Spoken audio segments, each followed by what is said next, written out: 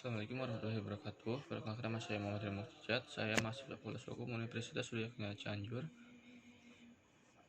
dari kelas non reguler semester 3. Di sini saya akan mereview kembali mata kuliah hukum pidana lanjutan yang disampaikan oleh Ibu Profesor Dr. Haji Haini Nuraini SMH beserta asisten dosen Bapak Dr. Emrendi Aditya di SMH, yaitu materi pertemuan ketiga tentang alasan hapusnya kewenangan menuntut dan menjalankan pidana, part ke-1.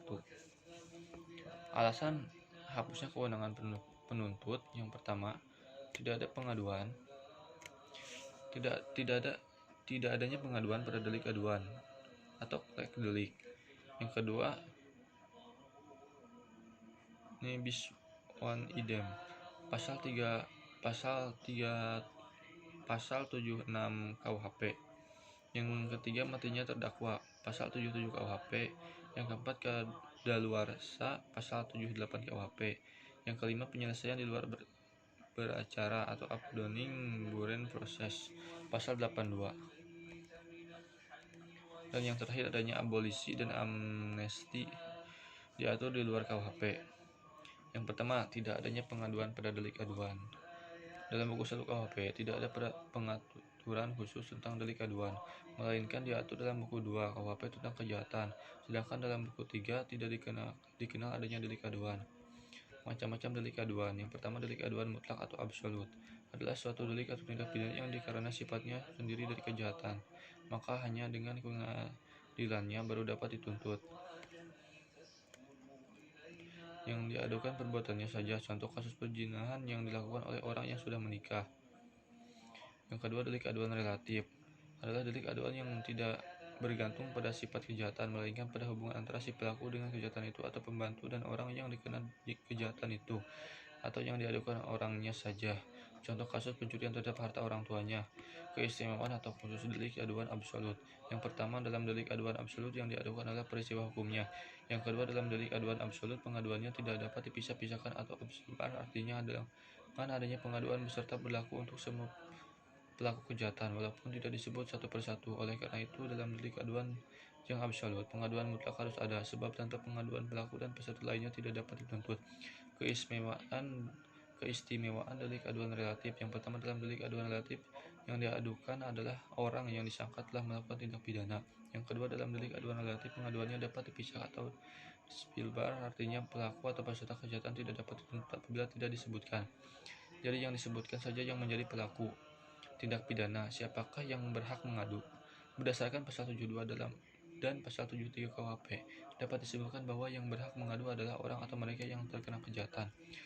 Misalnya pasal 319 KUHP, penghinaan yang diancam dengan pidana menurut bab ini tidak dituntut jika tidak ada pengaduan dari orang yang terkena kejahatan itu.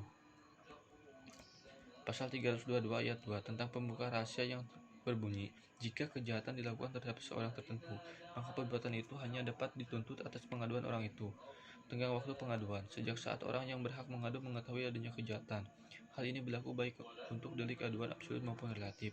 Adapun daluarsa pengaduan adalah setelah 6 tahun apabila korban bertempat tinggal di Indonesia dan 9 bulan apabila bertempat tinggal di luar Indonesia. Pasal 74 KUHP.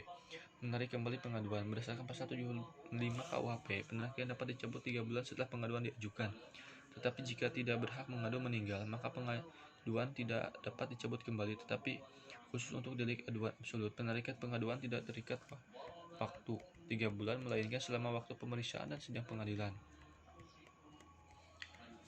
Yang selanjutnya, nebis in idem diatur dalam pasal 76 KUHP. Istilah nebis in idem atau nemo debis bis vicari yang berarti jangan dua kali yang sama. Dasar rasio dari asas ini adalah: yang pertama, untuk menjaga martabat atau wibawa pengadilan. Yang kedua, untuk kepastian hukum bagi terdakwa yang telah mendapat keputusan hakim. Tujuan dari dasar ini adalah: yang pertama, jangan sampai pemerintah berulang-ulang membicarakan tentang peristiwa yang sama itu juga, sehingga dalam satu peristiwa ada beberapa putusan-putusan yang berupa-rupa, yang ada mengurangkan kepercayaan rakyat terhadap pemerintah. Lalu yang kedua, sekali orang sebagai terdakwa harus diberi ketenangan hati, jangankan orang dibiarkan terus-menerus dengan perasaan terancam oleh bahaya penuntut kembali dalam peristiwa yang telah diputus. Berlakunya dasar hal itu digantungkan kepada hal bahwa terhadap seseorang itu juga mengenai peristiwa yang tentu telah diambil keputusan oleh hakim dengan vonis yang tidak diubah lagi. Putusan ini berisi: yang pertama, menjatuhkan hukuman perdeling. Dalam hal ini oleh hakim diputuskan bahwa terdakwa terang salah telah melakukan peristiwa pidana yang dituju kepadanya.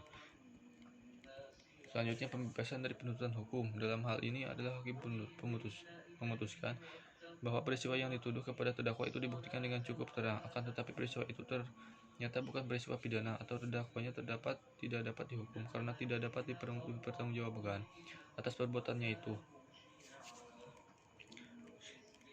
Selanjutnya, putusan bebas.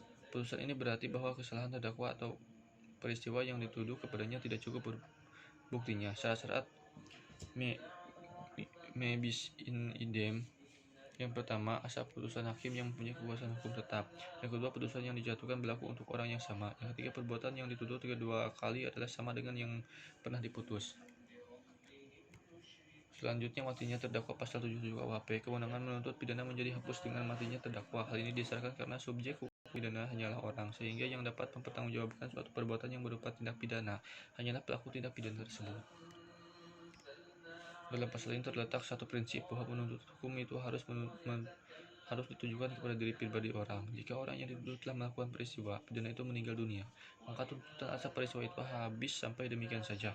Artinya tidak dapat dituntut atau lalu diserahkan kepada ahli warisnya. Dalam hal ini ada satu pengecualian, adalah dalam pasal-pasal 367 dan 363 yang menerangkan bahwa dalam hal menuntut denda, ongkos perkara atau perampas barang-barang tertentu mengenai pelanggaran tentang penghasilan negara dan cukai, tuntutan itu dapat dilakukan kepada ahli waris orang yang bersalah. Mungkin cukup sekian review dari saya. Wassalamualaikum warahmatullahi wabarakatuh.